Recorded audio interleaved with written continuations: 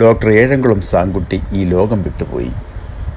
അദ്ദേഹം ക്രൈസ്തവ ലോകത്തിന് നൽകിയ സംഭാവനകളിൽ പ്രധാനമാണ് അദ്ദേഹം എഴുതിയ പാളം തെറ്റിയ തീവണ്ടി എന്ന ചരിത്ര നോവൽ. 77 വർഷങ്ങൾ ഈ ലോകത്ത് ജീവിക്കുവാൻ ദൈവം അദ്ദേഹത്തിന് അവസരമൊരുക്കി. അദ്ദേഹത്തിൻ്റെ ജീവിത കാലയളവിൽ സമൂഹത്തിന് ഗുണകരമായ പല ചിന്തകളും പൊതുജനമധ്യേ ഉയർത്തിക്കൊണ്ടുവന്നു. അങ്ങനെ അദ്ദേഹം ഉയർത്തിക്കൊണ്ടുവന്ന അഭിപ്രായങ്ങൾക്ക് വേണ്ട ജനശ്രദ്ധ കിട്ടിയോ എന്ന് സംശയമാണ്. ഒരിക്കൽ അദ്ദേഹം ആൻ്റോ ആൻ്റണിക്ക് ഒരു കത്തെഴുതി. ആ കത്ത് അദ്ദേഹം സോഷ്യൽ മീഡിയയിൽ പങ്കുവച്ചു. ആ കത്തിങ്ങനെയാണ്: ബഹുമാനപ്പെട്ട ആൻ്റോ ആൻ്റണിക്ക്, 2018 പ്രളയം ചൊരിഞ്ഞ പെരുവെള്ള കൂമ്പാരങ്ങൾ വീടുകളുടെ മുകൾത്തട്ട് വരെ ഉയർന്നു. എന്നിട്ടും മാനസാന്തരമുണ്ടാകാത്തവരാണ് സോഷ്യൽ മീഡിയ എഴുത്തുകാരിൽ ചിലർ. ആഭാസ ഭാഷ വർദ്ധിച്ചിട്ടേയുള്ളൂ. മഹാപ്രളയം, തൊട്ടുപിറകെ അശ്ലീല പ്രളയം. അധികാരസ്ഥാനീയരെ ആദരിക്കണമെന്നാണ് എല്ലാ മതഗ്രന്ഥങ്ങളും പ്രബോധിപ്പിക്കുന്നത്. അവരെ വിമർശിക്കാം, എന്നാൽ അവഹേളിച്ചുകൂടാ. തൊഴിൽ നിന്നയും വെർബൽ വയലൻസും അശ്ലീല ഭാഷാ പ്രയോഗവും നിയമവിരുദ്ധമാക്കാനുള്ള ഒരു ബില്ല് അങ്ങ് പാർലമെൻറ്റിൽ അവതരിപ്പിക്കുന്ന കാര്യം സദയം പരിഗണിക്കണമേ. സുപ്രീം കോടതിയെയും സമീപിക്കാമല്ലോ. ഇക്കാര്യം മാഡം ഗ്രേസ് ആൻ്റണി ഒരു പ്രാർത്ഥനാ വിഷയമാക്കുമെന്ന് കരുതുന്നു. ബൈബിളിലെ എസ്തേർ രാജ്ഞിയെ പരാമർശിച്ചുകൊണ്ടുള്ള ഒരു പൊതു പ്രഭാഷണത്തിൽ പ്രാർത്ഥനയെപ്പറ്റി അങ്ങയുടെ ഭാര്യ ഊന്നിപ്പറഞ്ഞത് ഓർമ്മയിൽ വരുന്നു. സോഷ്യൽ മീഡിയ പോസ്റ്റുകളിൽ 2018 എൻ്റെ ശ്രദ്ധയിൽപ്പെട്ട കുറേ ധിക്കാര ഭാഷാ പ്രയോഗങ്ങൾ താഴെ ഉദ്ധരിക്കുന്നു. ഇവ എൻ്റെ അഭ്യർത്ഥന പരിഗണിക്കാൻ പ്രേരണ നൽകുമെന്ന് പ്രതീക്ഷിക്കുന്നു. പ്രധാനമന്ത്രിയെ മോശക്കാരനാക്കുന്ന ചില പദപ്രയോഗങ്ങൾ, സോഷ്യൽ മീഡിയയിൽ ഉപയോഗിക്കുന്ന അശ്ലീല ഭാഷകൾ അദ്ദേഹം താഴേക്ക് വിവരിച്ചിരിക്കുന്നു. എന്നിട്ട് അദ്ദേഹം പറയുന്നു, ഭാരതീയ സംസ്കാരത്തിന് യോജിക്കാത്ത ഭാഷയാണിത്. ആഭാസ ഭാഷ ആവിഷ്കാര സ്വാതന്ത്ര്യത്തിൽ ഉൾപ്പെടുത്തിക്കൂടാ. എൻ്റെ പരാതി ശ്രീ ആൻ്റോ ആൻ്റണിയുടെ ദൗത്യങ്ങളിലൊന്നായി ഏറ്റെടുക്കുമോ?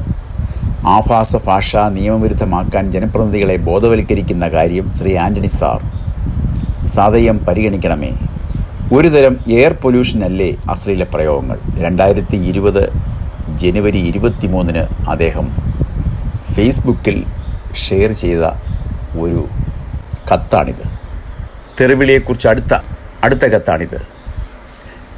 ലീ യൂണിവേഴ്സിറ്റി ബിരുദധാരി 1963, church of God overseer 1978-87, pastor MV Chacko. 2 ആൺമക്കളെ പെന്തക്കോസ്ത് സഭയിലേക്ക് ആകർഷിച്ചതിൻ്റെ വാശി തീർക്കാനായി ഒരു പിതാവ് ചാക്കോ സാറിനെ നേരിട്ടു. എടോ കള്ളപ്പാസ്റ്ററെ, സ്നാനവേളയിൽ പെണ്ണുങ്ങളെ വെള്ളത്തിൽ മുക്കി വെച്ചുകൊണ്ട് ഡാഷ് നടത്തുന്ന മോനെ. ബസ് യാത്രക്കാരുടെ കൂട്ടച്ചിരി. തൊട്ടുപുറകെ മൃദുല കടോര പദങ്ങളിൽ ചാലിച്ചെടുത്ത പച്ചത്തറികൾ. പെന്തക്കോസ്തുകാരോട് നാട്ടാർ നീരസം പുലർത്തിയിരുന്ന കാലഘട്ടം. കഴിഞ്ഞ 3-4 വർഷങ്ങൾ മാധ്യമ ഗുണ്ടായുസത്തെയും ആത്മീയ വേദികളിലെ അച്ചടക്ക രാഹിത്യ പെരുമാറ്റത്തെയും സ്ത്രീലമ്പടന്മാരെയും വിമർശിച്ചതിൻ്റെ പേരിൽ ഞാനും ഒത്തിരി തെറികളും വട്ടപ്പേരുകളും അപവാദങ്ങളും സഹിക്കേണ്ടി വന്നിട്ടുണ്ട്. എനിക്കിന്ന് ജീവിക്കുന്നത് ക്രിസ്തു, മരിക്കുന്നത് ലാഭം. പൗലോസ് അപ്പോസ്തലൻ്റെ വാക്കുകൾ. സാമൂഹിക നിരൂപണ ദൗത്യം ഏറ്റെടുക്കുന്നതിന് മുമ്പ് 2016 എന്നെ ഒരു യാഗവസ്തുവായി സമർപ്പിച്ചുകൊണ്ട് ഞാനും ദൈവത്തോട് പറഞ്ഞു, ജീവിക്കുന്നത് ക്രിസ്തു. ഭീഷണികളും തെറിവിളികളും കെട്ടിച്ചമച്ച കള്ളക്കഥകളും അവഹേളന വാക്കുകളും സഹിച്ചുകൊണ്ട് മൂല്യച്യുതിക്കെതിരെ തൂലിക ചലിപ്പിച്ചു കൊള്ളാം. എൻ്റെ ഈഗോയും 45 വർഷങ്ങളായി ദൈവം നൽകിയ ജനപ്രീതിയുമെല്ലാം യഹോവയുടെ മുമ്പാകെ യാഗാർപ്പണം നടത്തി. ഫലമോ, എനിക്കെതിരെ പച്ചക്കള്ളങ്ങൾ പ്രചരിപ്പിച്ചവരുണ്ട്. വ്യാജരേഖകളും മതാലസകളുടെ ഫോട്ടോകൾ അയച്ചു തന്ന് കെണിയിൽ വീഴ്ത്താൻ ശ്രമിച്ചവരുണ്ട്. സങ്കീർത്തനങ്ങൾ എഴുതി കിന്നരം വായിച്ചുകൊണ്ടിരുന്ന ഒരു ഇടയ ബാലൻ ദാവീദ് അതൊക്കെ മാറ്റിവെച്ച് 4-5 കൂർത്ത കല്ലുകളുമായി തെറിയൻ ഗോലിയാത്തിനെ നേരിടാൻ തയ്യാറായി. ബന്ധുമിത്രങ്ങൾ പിന്തുണയ്ക്കില്ല, യഹോവ തുണച്ചു. ഗോലിയാത്ത് നിലത്ത് വീണു. നല്ല മനസാക്ഷിക്കും പ്രാർത്ഥനയ്ക്കും വിധേയപ്പെട്ട് നടത്തുന്ന എൻ്റെ തൂലികായുദ്ധം ഒരിക്കൽ കൂടി വിജയത്തിലെത്തുമെന്ന് ഞാൻ വിശ്വസിക്കുന്നു. ഞാൻ പേടിച്ചോടില്ല, ദൗത്യം ഉപേക്ഷിക്കില്ല. 2020 ജനുവരി 23 എഴുതിയ കത്താണിത്. ഡോക്ടർ MA വർഗീസിനെ ഒരാൾ ആക്ഷേപിച്ചതുമായി സംബന്ധിച്ച് എഴുതിയ ഒരു കത്താണ് അടുത്തത്. എൻ്റെ അഭിഷിക്തരെ തൊട്ടുപോകരുത്.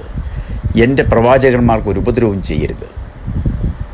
വചനത്തിലെ മുന്നറിയിപ്പിനെ ധിക്കരിച്ച് പാസ്റ്റർ ഡോക്ടർ എം.എ. വർഗീസ് എന്ന അഭിഷിക്തനെ കഠിനമായി തൊട്ടുനോവിച്ചു.